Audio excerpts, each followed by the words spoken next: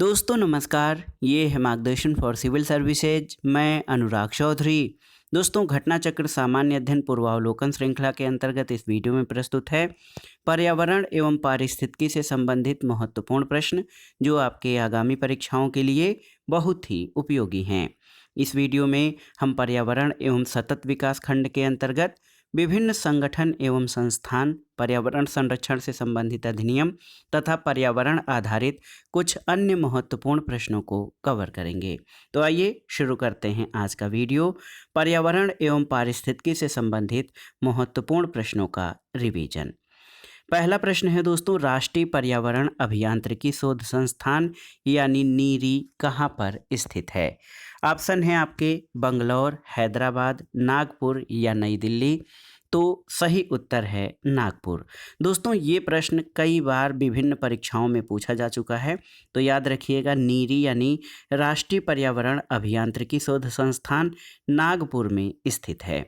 दोस्तों आप जान लीजिए राष्ट्रीय पर्यावरण अभियांत्रिकी शोध संस्थान महाराष्ट्र राज्य के नागपुर शहर में स्थित है और नीरी भारत सरकार के विज्ञान और प्रौद्योगिकी मंत्रालय के अधीन कार्य करता है। अगला प्रश्न है दोस्तों, राष्ट्रीय पर्यावरण अभियांत्रिकी शोध संस्थान नीरी कब और कहाँ स्थापित किया गया है? तो सही उत्तर क्या हो जाएगा? दोस्तों नीरी यानी राष्ट्रीय पर्यावरण अभियांत्रिकी शोध संस्थान की स्थापना 1958 में नागपुर में की गई थी। याद रखिएगा national environmental engineering research institute यानी नीरी की स्थापना 1958 में नागपुर में की गई थी। वर्तमान में इसके निदेशक डॉक्टर अतुल नारायण वैद्य हैं। अगला प्रश्न है NEA से क्या आशय है आपको बताना है, यानी NEA का पूर्ण विस्तार क्या है? तो उत्तर है नेशनल इन्वायरमेंट अथॉरिटी। दोस्तों आप जान लीजिए कि यहाँ पर अगर देखें तो सभी विकल्प गलत हैं। इसमें नेशनल इन्वायरमेंट अपीलेट अथॉरिटी हो जाएगा, यानी राष्ट्रीय पर्यावरण अपीली प्राधिकरण। तो इसमें कोई भी ऑप्शन सही नहीं है, लेकिन अगर जो आप देखेंगे तो राष्ट्रीय पर्यावरण अपीली प्राधिकरण 1997 के तहत इसको स्थापित किया गया था। NEAA होना चाहिए, यानी नेशनल इन्वायरमेंट अपीलेट अथॉरिटी।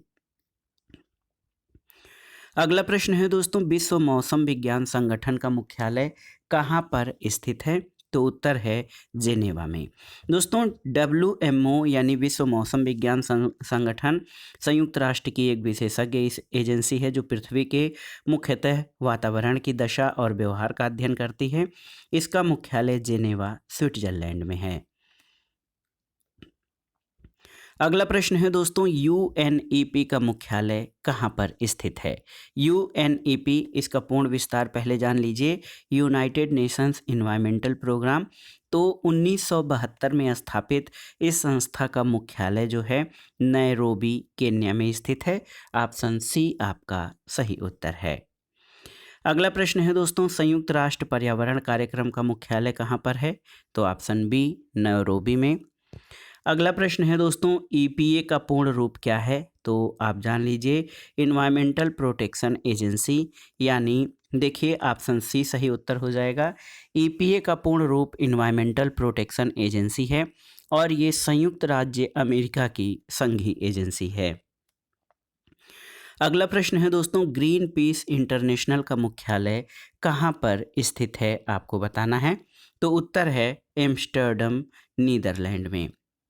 दोस्तों ग्रीन पीस इंटरनेशनल एक गैर सरकारी पर्यावरण संगठन है। इसका मुख्यालय नीदरलैंड के एम्स्टर्डम में स्थित है। अगला प्रश्न दोस्तों इम्पोर्टेंट है, हाल में संयुक्त राष्ट्र पर्यावरण सभा का चौथा सत्र यानी UNEA4 कहाँ पर आयोजित किया गया है? तो सही उत्तर है नैरोबी केन्या में। दोस्तों आप जान लीजिए संयुक्त राष्ट्र पर्यावरण सभा का चौथा सत्र UNEA4 11 से 15 मार्च 2019 के मध्य केन्या के नैरोबी में आयोजित किया गया था। तो बहुत ही महत्वपूर्ण प्रश्न है दोस्तों, संयुक्त राष्ट्र पर्यावरण सभा का चौथा सत्र जो है वो नैरोबी केन्या में आयोजित किया गया था। दोस्तों अब आइए पर्यावरण संरक्षण के विभिन्न अधिनियमों से संबंधित महत्वपूर्ण प्रश्नों को देख लेते हैं। पहला प्रश्न है, भारत में पर्यावरण संरक्षण अधिनियम कब पारित हुआ था? और ये प्रश्न इम्पॉर्टेंट है, बहुत बहुत बार बार परीक्षाओं में पूछा गया है। ऑप्शन देखिए, 1981, 1986, 1995 या 2000 में। तो सही उत्तर ऑप्शन बी 1986 में। दोस्तों, द इन्वायरमेंट प्रोटेक्शन एक्ट 1986 ये भारत में 1986 में पारित हुआ था। ये संपूर्ण भारत में लागू है। तो याद रखिएगा, पर्यावरण के संरक्षण के लिए जो पर्यावरण संरक्षण अधिनियम है 1986 में पारित हुआ था। अगला प्रश्न है दोस्तों, पर्यावरण के परिरक्षण और संरक्षण के लिए पर्यावरण संरक्षण अधिनियम भारत सरकार द्वारा कब पारित किया गया था? तो उत्तर है 1986 यानी 1986 में। दोस्तों, भारत में 1986 में पारित पर्यावरण संरक्षण अधिनियम को अम्ब्रेला लेजिस्लेशन यानी छाता विधान के रूप में जाना जाता है। और 1972 में स्टॉकहोम में आयोजित संयुक्त राष्ट्र के प्रथम मानव पर्यावरण सम्मेलन के निर्णयों को कार्यान्वित करने के उद्देश्य से भारत सरकार ने पर्यावरण संरक्षण अधिनियम 1986 पारित किया था। अगला प्रश्न पुनः यही पूछा गया है कि भारत में पर्यावरण सुरक्षा अधिनियम किस वर्ष में पारित किया गया था? तो आप जानते हैं 1986 में। अगला प्रश्न है, निम्नलिखित वर्षों में कब पर्यावरण संरक्षण अधिनियम पारित किया गया? तो उत्तर है 1986 में। ये प्रश्न देखिए कितनी बार रिपीट हुआ है। और पर्यावरण संरक्षण अधिनियम कब पारित हुआ? तो 1986 में। और यही प्रश्न थोड़ा सा शब्दावली में चेंज कर दिया है भारत सरकार द्वारा। पर्यावरण का परिरक्षण अधिनियम कब पारित हुआ था? तो ये है 1986। पर्यावरण सुरक्षा अधिनियम यानी ईपीए को अन्य किस नाम से जाना जाता है, आपको बताना है। तो सही उत्तर है, इसे अम्ब्रेला लेजिस्लेशन या छाता विधान के नाम से जाना जाता है। अगला प्रश्न है दोस्तों, जेनेटिक इंजीनियरिंग अप्रूवल कमेटी का गठन किसके अधीन किया गया है, आपको बताना है। तो सही उत्तर है पर्यावरण संरक्षण अधिनियम 1986 के अधीन। आप देख लीजिए, जेनेटिक इंजीनियरिंग अनुमोदन समिति का गठन पर्यावरण संरक्षण अधिनियम 1986 के अधीन किया गया है। 22 जुलाई 2010 को गजट नोटिफिकेशन के द्वारा जेनेटिक इंजीनियरिंग अप्रूवल कमेटी का नाम बदलकर आनुवांशिक इंजीनियरिंग आकलन समिति यानी अप्रेजल कमेटी रख दिया गया है। अगला प्रश्न है, निम्नलिखित में से कौन सा एक पर्यावरण संरक्षण अधिनियम 1986 के अधीन गठित किया गया है? ऑप्शन है केंद्रीय जल आयोग, केंद्रीय भूजल बोर्ड, केंद्रीय भूजल प्राधिकरण या राष्ट्रीय जल विकास अभिकरण। तो सही उत्तर है केंद्रीय भूजल प्राधिकरण। दोस्तों, केंद्रीय भूजल प्राधिकरण का गठन पर्यावरण संरक्षण अधिनियम 1986 की धारा 3 के सब सेक्शन 3 के तहत किया गया था। इसका उद्देश्य देश में भूजल संसाधनों के विकास और प्रबंधन को विनियमित और नियंत्रित करना है।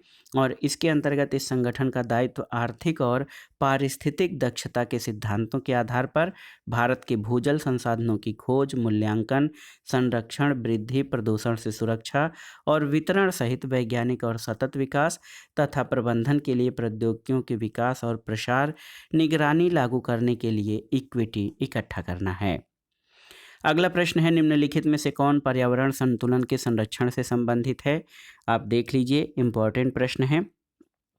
वन नीति, पर्यावरण सुरक्षा अधिनियम 1986, औद्योगिक नीति और शिक्षा नीति। तो सही उत्तर है ये सभी चारों। और आप जान लीजिए दोस्तों, पर्यावरण संतुलन के लिए ये सभी चारों यानी वन नीति, पर्यावरण सुरक्षा अधिनियम, औद्योगिक नीति और शिक्षा नीति भी पर्यावरण दृष्टिकोण को इसमें शामिल किया गया है। अगला प्रश्न बहुत ही महत्वपूर्ण है। नेशनल ग्रीन ट्रिब्यूनल यानी एनजीटी भारत सरकार द्वारा कब स्थापित किया गया था? तो सही उत्तर है 2010 में।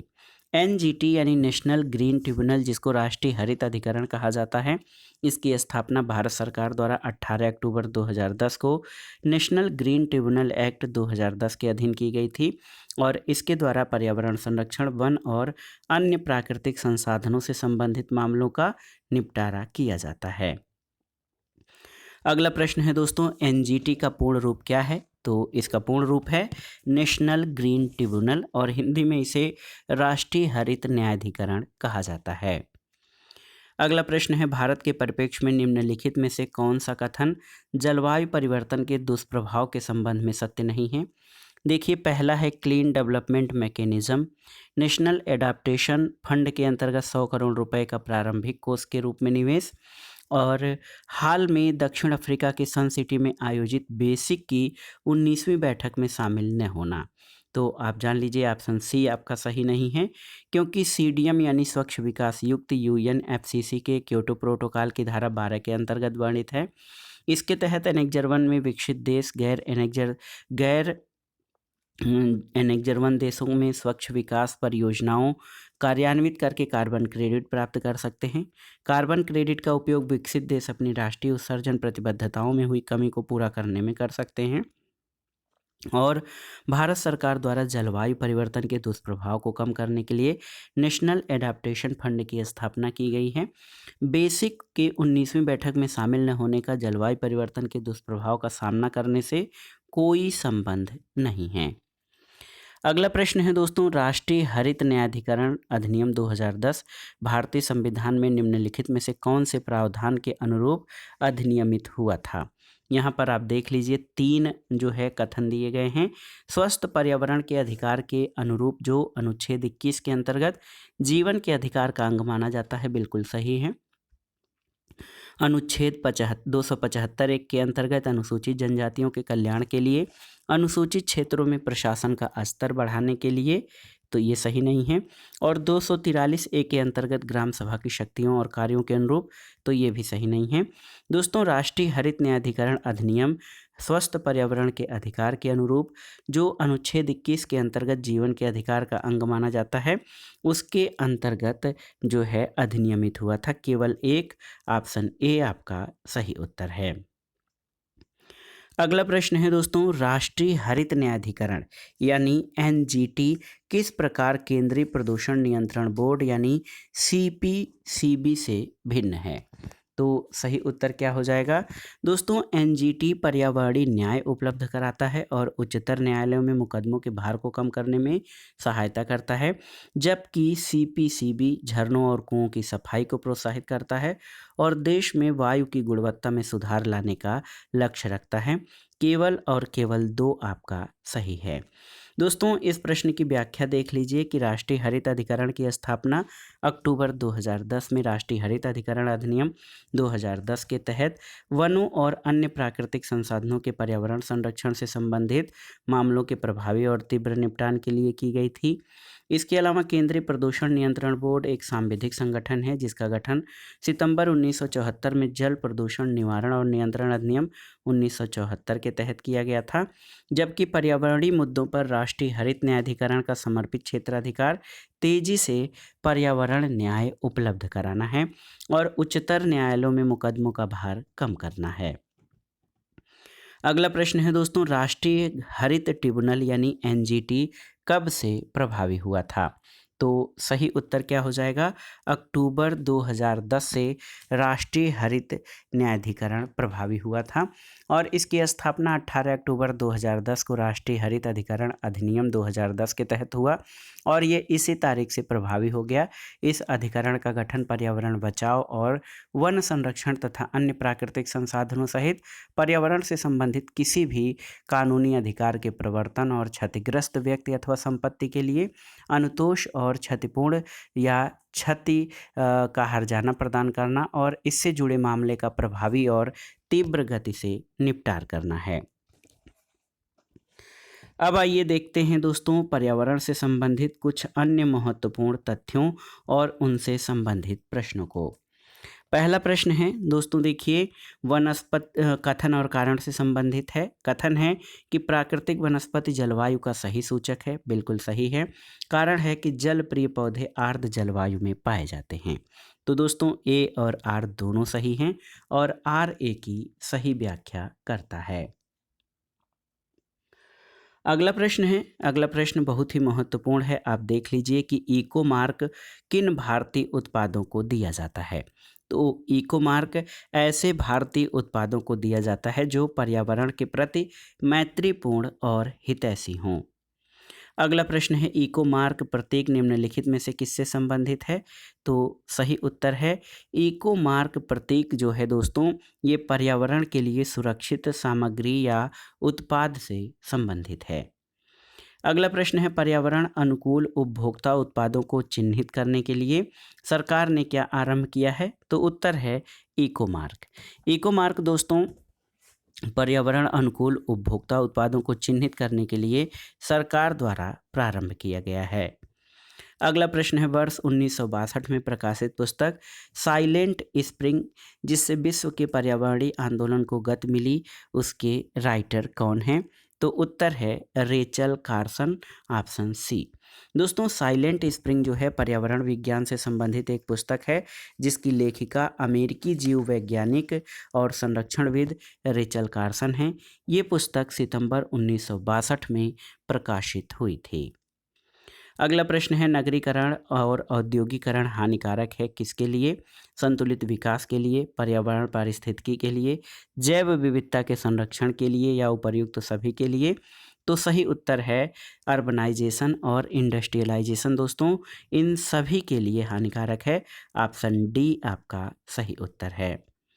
अगला प्रश्न है हरित विकास या ग्रीन डेवलपमेंट पुस्तक के लेखक कौन हैं? तो उत्तर है W.M. एडम्स। याद रखिएगा W.M. एडम्स ने पर्यावरण पर आधारित पुस्तक ग्रीन डेवलपमेंट लिखा है। अगला प्रश्न है प्राकृतिक कृषि के अन्वेषक कौन हैं? तो मसानोबु फुकुओका। दोस्तों मसानोबु फुकुओका ये प्राकृतिक कृषि या नेचुरल एग्रीकल्चर के खोजकर्ता हैं। ये एक जापानी किसान और दार्शनिक थे। अगला प्रश्न है दोस्तों पर्यावरण संरक्षण के लिए ग्रीन आर्मी का गठन किसने या ग्रीन आर्मी का प्रारंभ किसने किया है? तो उत्तर है ऑस्ट्रेलिया ने। ऑस्ट्रेलिया ने पर्यावरण संरक्षण के लिए ग्रीन आर्मी लॉन्च किया था। अगला प्रश्न है दोस्तों 20वीं सदी के 80 के दशक के मध्य विकास के नकारात्मक पक्षों पर विस्तार से चर्चा की गई। कौन सा एक उसमें महत्वपूर्ण नहीं था? देखिए प्राकृतिक संसाधनों का क्षरण, पर्यावरण प्रदूषण, राजनीति और विकास या फिर जन सामान्य का विस्थापन और पुनर्वास। तो 20वीं सदी के अंतिम दशक में राजनीति और विकास जो है ये विकास के नकारात्मक पक्षों में शामिल नहीं है। ऑप्शन सी सही उत्तर हो जाएगा। देखिए 20वीं सदी के 80 के दशक में विकास के नकारात्मक पक्षों पर विस्तार से चर्चा की गई। प्राकृतिक संसाधनों का क्षरण, पर्यावरण प्रदूषण, जन सामान्य का विस्थापन और पुनर्वास ये मुख्य मुद्दे थे, लेकिन राजनीति और विकास चर्चा का विषय नहीं था। अगला प्रश्न है दोस्तों पलाची माड़ा जो पर्यावरण की अपार क्षति के कारण चर्चा में था वो कहाँ अवस्थित है? तो उत्तर है केरल में, ऑप्शन सी। दोस्तों पलाची माड़ा दक्षिण भारतीय राज्य केरल के पलक्कड़ जिले में स्थित छोटा सा गांव है। अगला प्रश्न एक शब्दावली है ग्रीन वाश ये क्या इंगित करता है? झूम कृषि की प्रोन्नति, नदी जल का शुद्धिकरण, हरियाली हटाना या पर्यावरण संरक्षण का झूठा वादा करना? तो सही उत्तर ऑप्शन डी है। दोस्तों ग्रीन वाश उस स्थिति को संदर्भित करता है जहां एक संगठन अपने पर्यावरणीय प्रथाओं या किसी उत्पाद या सेवा के पर्यावरणीय लाभों के बारे में लोगों को गुमराह करना चाहता है। अगला प्रश्न है निम्नलिखित में से कौन एक ग्रीन वॉशिंग शब्द का सर्वोत्तम वर्णन है? तो ग्रीन वॉश ये दोस्तों मिथ्या रूप से ये प्रभाव व्यक्त करना कि कंपनी के उत्पाद इको फ्रेंडली या पारिस्थितिकी अनुकूल हैं और पर्यावरणीय रूप से उपयुक्त हैं। ऑप्शन ए आपका सही उत्तर हो जाएगा। दोस्तों ग्रीन वॉशिंग एक भ्रामक अवधारणा देने या किसी कंपनी के उत्पाद पर्यावरण की दृष्टि से बेहतर होने के बारे में भ्रामक या गलत जानकारी प्रदान करने की प्रक्रिया है। ग्रीन वॉशिंग एक तरह से उपभोक्ताओं से किया गया भ्रामक वादा होता है जो ये स्थापित करने का प्रयास करता है कि अमुक उत्पाद जो है पर्यावरण के अनुकूल है। अगला प्रश्न है भारत के निम्नलिखित राज्यों में से किसने हाल में हरित गृह कृषि प्रारंभ की है? तो उत्तर है पंजाब। दोस्तों पंजाब के मार्कफेड यानी मार्केटिंग फेडरेशन और इसराइल के सयाग के बीच 21 अप्रैल 2001 को एक समझौता हुआ था जिसमें पंजाब में ग्रीन हाउस कृषि के माध्यम से सब्जियां उगाई गई थीं। अगला प्रश्न है, अपने वार्षिक सर्वेक्षण के परिणाम के रूप में नेशनल जियोग्राफिक सोसाइटी और अंतर्राष्ट्रीय मतदान कंपनी ग्लोब स्कैन ने ग्रीन डेस्क 2009 स्कोर के तहत भारत को शीर्ष स्थान दिया था। वो स्कोर क्या था? तो उत्तर है, ये स्थान था कि विभिन्न देशों में पर्यावरणीय रूप से धाड़ी उपभोक्ता व्यवहार का मापक है। ऑप्शन बी आपका सही उत्तर है। अगला प्रश्न देखिए, वेरी वेरी इंपॉर्टेंट है, बार बार परीक्षाओं में पूछा गया है। आसान सा प्रश्न है कि विश्व पर्यावरण दिवस यानी वर्ल्ड इन्वायरमेंट डे कब मनाया जाता है? तो ये 5 जून को मनाया जाता है। और अब किस उपलक्ष्य में मनाया जाता है? तो विश्व पर्यावरण दिवस प्रतिवर्ष 5 जून को मनाया जाता है। प्रथम विश्व पर्यावरण दिवस वर्ष 1974 में मनाया गया था। और उल्लेखनीय है कि स्टॉकहोम अंतर्राष्ट्रीय शिखर सम्मेलन 1972 में आयोजित किया गया था।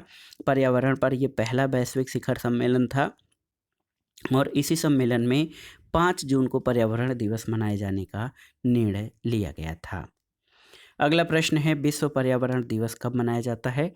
तो 5 जून को मनाया जाता है। और विश्व पर्यावरण दिवस प्रत्येक वर्ष 5 जून को मनाया जाता है। 2020 के पर्यावरण दिवस का थीम था जैव विविधता। 2021 का थीम पारिस्थितिकी तंत्र बहाली या इकोसिस्टम रिस्टोरेशन। 2022 में पर्यावरण दिवस का केंद्रीय विषय था ओनली वन अर्थ और मेजबान देश स्वीडन था। अगला प्रश्न है दोस्तों, समृद्धि की सीमा की अवधारणा का प्रतिपादन किसके द्वारा किया गया था? तो सही उत्तर है क्लब ऑफ रोम के द्वारा। दोस्तों आप देख लीजिए, अप्रैल 1968 में 10 देशों के 30 व्यक्तियों का एक समूह, जिसमें वैज्ञानिक, शिक्षक, अर्थशास्त्री, मानवतावादी और प्रशासक आदि शामिल थे, रोम के एकेडमिया डी लिंसी में एक बैठक हुई।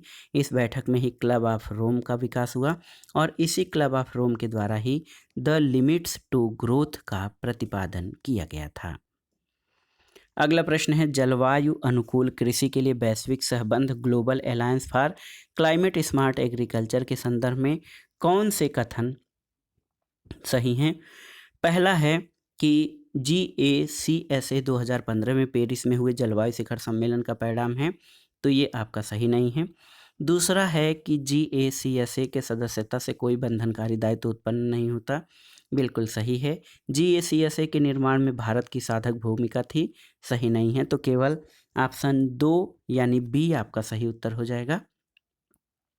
इसके बारे में थोड़ा सा जान लेते हैं। GACSA को 23 सितंबर 2014 को न्यूयॉर्क में संयुक्त राष्ट्र महासचिव जलवायु शिखर सम्मेलन के दौरान लॉन्च किया गया था। और आप जान लीजिए कि GACSA एक स्वैच्छिक मंच है जो सरकार, अंतर्राष्ट्रीय और क्षेत्रीय संगठन, संस्थानों, सिविल सोसाइटी आदि के लिए खुला है। इसकी सदस्यता से कोई बंधनकारी दायित्व उत्पन्न नहीं होता है। अगला प्रश्न है दोस्तों, भारतीय कृषि में पारिस्थितियों के संदर्भ में संरक्षण कृषि की संकल्पना का महत्व बढ़ जाता है और इसमें से कौन कौन से संरक्षण कृषि के अंतर्गत आते हैं? एक, धान्य कृषि पद्धतियों का परिहार नहीं है। न्यूनतम जोत को अपनाना सही है। बागानी फसलों की खेती का परिहार गलत है। मृदा धरातल को ढकने के लिए फसल अवशिष्ट का प्रयोग सही है। स्थानिक और कालिक फसल अनुक्रमण फसल आवर्तनों को अपनाना। तो देखिए 2, 4, 5 आपके सही हैं, ऑप्शन सी सही उत्तर हो जाएगा। और संरक्षण कृषि वह पद्धति है जिसमें कृषिगत लागत को कम करते हुए अधिक लाभ और टिकाऊ उत्पादकता लाई जा सकती है और इससे कई प्रकार के प्राकृतिक संसाधनों जैसे मृदा, जल, वातावरण और जैविक कारकों में संतुलित वृद्धि होती है। अगला प्रश्न दोस्तों कथन और कारण से संबंधित है। कथन है कि भारत एक नगरीय जनाधिक्य वाले देश का उदाहरण है, तो ये सही नहीं है क्योंकि भारत ग्रामीण जनाधिक्य वाले देश का उदाहरण है। कारण है कि भारत के अधिकांश बड़े नगरों में पर्याप्त अवस्थापना का अभाव है। तो यहाँ पर देखिए ए गलत किंतु आर सही है, ऑप्शन डी सही उत्तर हो जाएगा। दोस्तों जनगणना 2011 के आंकड़ों के अनुसार देश की लगभग 121 करोड़ आबादी में से 83.4 करोड़ यानी 68.9 यानी 69% लोग गांव में और 31% लोग शहरों में निवास करते हैं। जनसंख्या के रूप में भारतीय शहरों में रहने वाले लोग कई विकसित देशों की तुलना में अधिक हैं। फिर भी प्रतिशतता के आधार पर भारत अभी भी विकसित देशों जैसे हांगकांग, सिंगापुर से बहुत पीछे है, जहाँ की नगरीय जनसंख्या लगभग 100% है। इसलिए प्रतिशतता के आधार पर हम देखें तो विकसित देशों के मुकाबले भारत अभी नगरीय जनाधिक्य वाले देशों में शामिल नहीं हो पाया है। लेकिन भारत में नगरीकरण की प्रवृत्ति बहुत तेज है। भारत के अधिकांश बड़े नगरों में पर्याप्त अवस्थापना का अभाव है। हालांकि नगरीकरण के इस तेज प्रवृत्ति की तुलना में शहरी सुविधाएं जैसे बिजली, पानी, शौचालय, परिवहन आदि की उपलब्धता नहीं बढ़ पा रही है, जिससे शहरों में समस्याओं का जनाधार बनता जा रहा है। तो ए गलत है, आर सही है। अगला प्रश्न है, निम्नलिखित में से किस एक को छोड़कर बाकी सभी देश की प्राकृतिक पूंजी में सम्मिलित किए जाते हैं? वन, जल, सड़कें और खनिज। तो सही उत्तर है सड़कें। सड़कें प्राकृतिक पूंजी में शामिल नहीं की जाती हैं। अगला प्रश्न और इस वीडियो का आखिरी प्रश्न है, निम्नलिखित में से कौन सा एक स्मार्ट नगर विकास का लक्ष्य नहीं है? देखिए, अच्छा शासन, स्वच्छ हरित नगर, जीवन की गुणवत्ता का स्थिरीकरण या सुव्यवस्थित स्मार्ट गतिशीलता। तो दोस्तों, स्मार्ट शहर का उद्देश्य क्या है? आप जान लीजिए कि स्थानीय क्षेत्र के विकास को साकार करना और तकनीक का उपयोग करके विशेषकर ऐसी तकनीक या स्मार्ट परिणाम निकालने का प्रयास करना है। आर्थिक विकास को बढ़ावा देना, लोगों के जीवन की गुणवत्ता में सुधार लाना, क्षेत्र आधारित विकास से मलिन बस्तियों को बेहतर नियोजित शहरों में रूपांतरित करने, मौजूदा क्षेत्रों का रूपांतरण करना है। शहरी क्षेत्रों की बढ़ती आबादी को समायोजित करने के लिए शहरों के इर्द गिर्द नए क्षेत्र, हरित क्षेत्र विकसित किए जाएंगे। स्मार्ट समाधानों के प्रयोग से शहर अवसंरचना और सेवाओं में सुधार करने के लिए तकनीक, सूचना और आंकड़ों का प्रयोग कर सकेंगे। इस तरह से व्यापक विकास से जीवन की गुणवत्ता में सुधार होगा, रोजगार सृजित होगा और सभी विशेषकर गरीब और उपेक्षित लोगों की आय में बढ़ोतरी होगी, जिससे कि हमारे शहर समावेशी बनेंगे। तो दोस्तों, ये था आज का वीडियो। घटना चक्र सामान्य अध्ययन पूर्वावलोकन श्रृंखला के अंतर्गत पर्यावरण एवं पारिस्थितिकी से संबंधित महत्वपूर्ण प्रश्न, जो आपके आगामी विभिन्न परीक्षाओं जैसे यूपीपीसीएस प्रारंभिक परीक्षा, आरओ तथा उत्तराखंड, बिहार, राजस्थान और एमपीपीसीएस द्वारा आयोजित परीक्षाओं के पर्यावरण एवं पारिस्थितिकी खंड के लिए बहुत ही उपयोगी हैं। आप इन प्रश्नों को तैयार कर लीजिए।